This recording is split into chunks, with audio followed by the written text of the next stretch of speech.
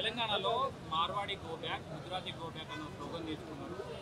వాళ్ళందరూ ఇక్కడికి Marwadi go back, Gujarati go back అని ఇక్కడ ఉన్నటువంటి వ్యాపారాలకు నష్టం జరుగుతుందన్నది వాళ్ళ స్లోగన్. ఏ నష్టము ఇది?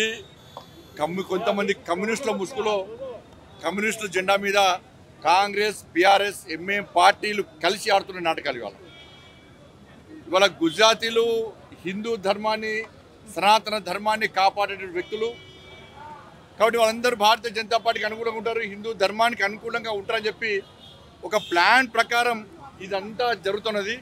ఇలా గుజరాతీలు ఈ సంపద దోషకాన్ని రాలే, అధికారం కోసం ఇలా వస్తలేరు.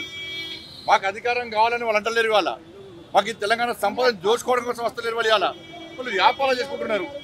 దానివల్ల తెలంగాణ జీడిపి పెరిగింది. వాళ్ళు వ్యాపారాలు చేసుకుంటున్నారు. దేనికోసం పోయి వెళ్తుంటారు? ఇవాళ ఈ దేశంలో ఏ ప్రాంతంలోనైనా ఎవరైనా నివసించే హక్కు ఉన్నది.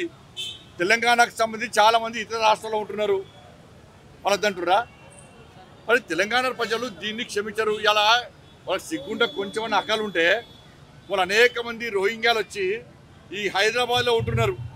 వాళ్ళ గురించి మాట్లాడమని చెప్పండి.